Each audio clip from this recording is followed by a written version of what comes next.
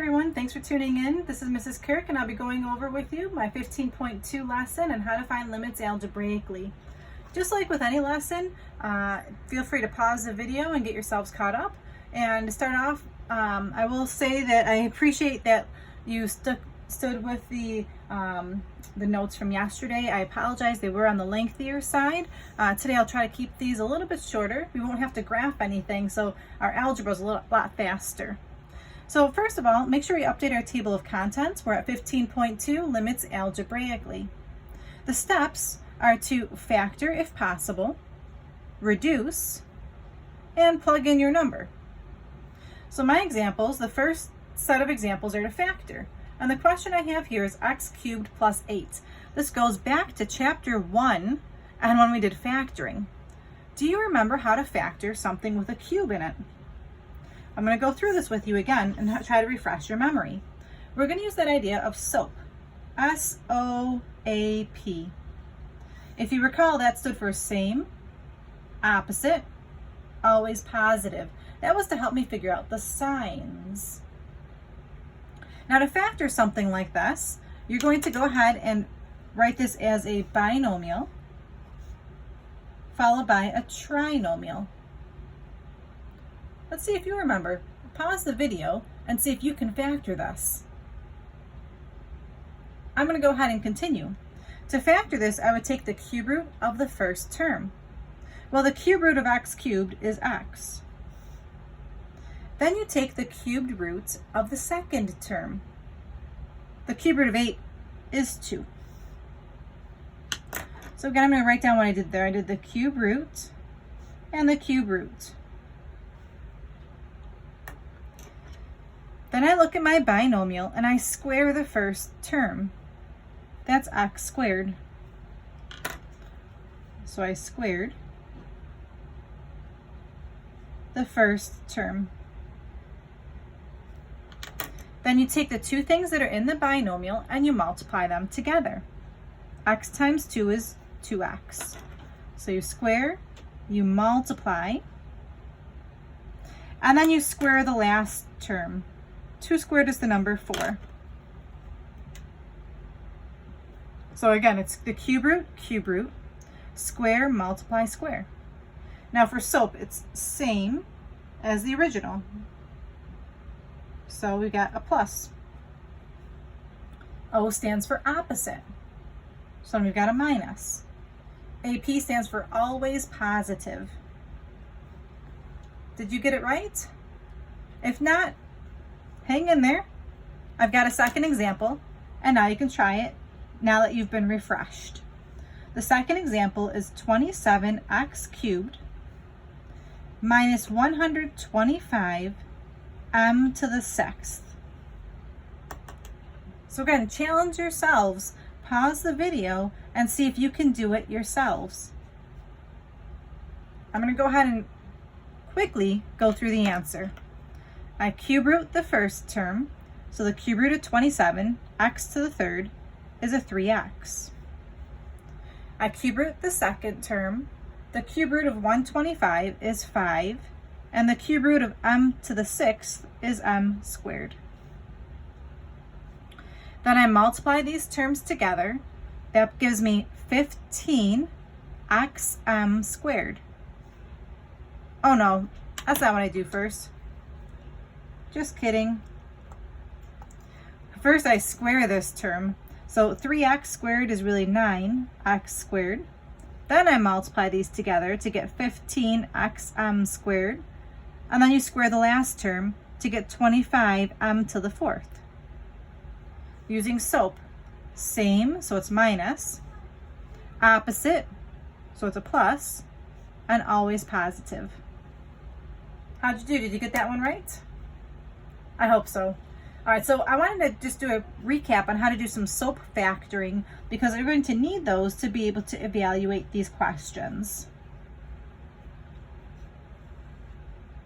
So the next set of questions are just to evaluate. So question number 3 is the limit as x approaches 1 of x minus 1 over x cubed minus 1. Now here's the first thing I want to take a minute to pause about. What would happen if I just plug in the number 1? Well, I get 0 on top, and I get 0 on the bottom. Can you have a fraction with a 0 on the bottom? No, you cannot. So if you see that happening, you want to try the steps from above. So I'm going to make a note on this particular question. This would be undefined.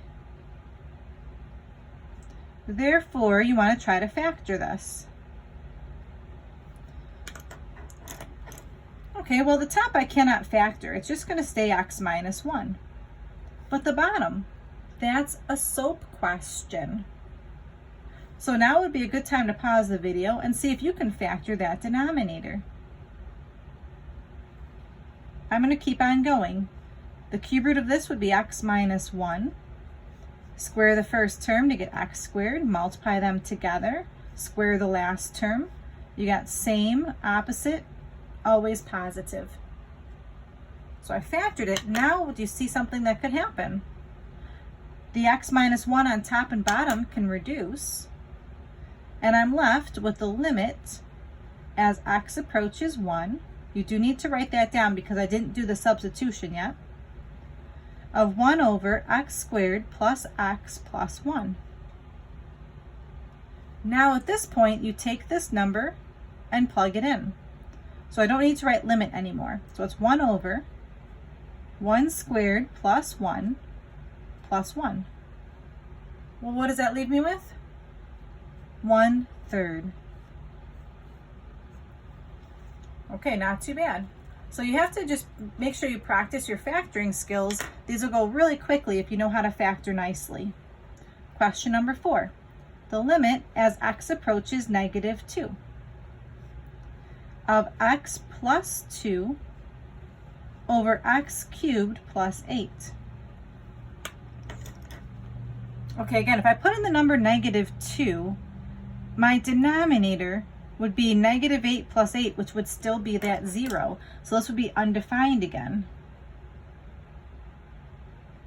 Therefore, you want to factor. So that's how I know if I factor or not. Okay, pause the video, see if you can do this. I think you can. I'm going to keep on going. I hope you got it right. The top stays the way it is. Let's see, the cube root of this is x and 2. I square the first term to get x squared, multiply them together to get 2x, square the last term. Same, opposite, always positive, and the x plus 2's cancel. So I'm left with the limit as x approaches -2 of 1 over x squared minus 2x plus 4, and now I plug in the number -2.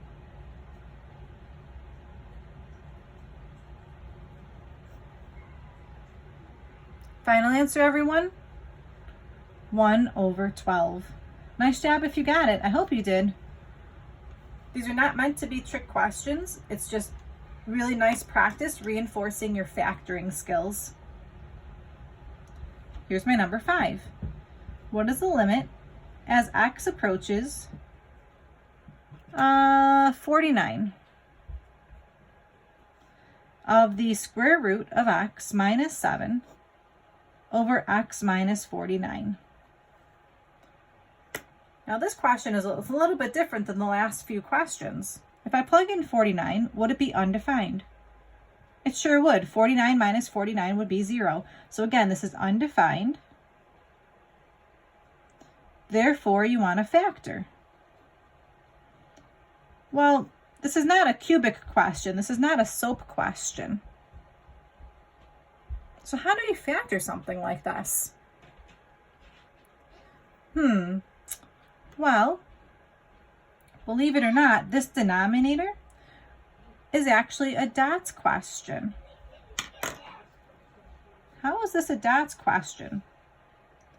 X minus 49 is a dots question, the difference of two squares. I thought normally dots questions looked like this. Weren't they normally like x squared minus 49? And that goes into parentheses x plus 7, x minus 7. Do you remember doing questions like that in Algebra 1? How did I get this? Didn't I just take the square root of the first term and the square root of the second term? And then 1 plus 1 minus? I can do that for this question as well. I'm just taking the square root of the first term and the square root of the second term. It's going to look a little strange. The top stays the way it is. What's the square root of x? Just radical x. What's the square root of 49? 7. Then do it again, the square root of x and a 7. And for a dots question, if you remember, there's going to be 1 plus and 1 minus. 1 plus and 1 minus. These two can cancel out. I forgot to write the limit as x approaches 49 before this. So now I'm left with the limit as x approaches 49 of 1 over the square root of x plus 7. Plug in my 49. Let's see, that would be 1 over 7 plus 7. So I'm left with 1 over 14. So on your homework tonight, when you see that there's a question with a square root in it and the denominator looks like dots, you're going to want to utilize this strategy. Now finally, I want to just ask you a question. Do you have any idea what we just actually figured out with all of these limits? What is a limit? A limit is the y value the graph approaches. If I were to graph any of these questions on my calculator, I would see the word error. From yesterday's notes, if you remember, if we had that error, what was that in the graph? What did that look like? They were holes. So I just want to write down as a summary here, the conclusion, what we just figured out. We found the y values of all the holes in each graph. I know that there was going to be a hole because it was undefined. So if you have a problem where it's going to be undefined, there's going to be a hole someplace. Essentially, we just figured out these are the holes. So if you remember from earlier this year, there would be a hole at 1 comma 1/3. There's a hole at -2 comma 1/12. And there's a hole at 49 comma 1/14. Thank you so much for tuning in again. I really do appreciate it. I'm so proud of you. You're working so hard. And hang in there. We're doing a great job. Today's homework, we're looking at homework 15-2. There's going to be a worksheet that you can take a look at. It's questions 1 through 16. You should be able to do that pretty quickly. It's just a lot of factoring and plugging in our values. Thank you so much, everyone. This is Mrs. Kirk saying stay safe. Bye-bye now.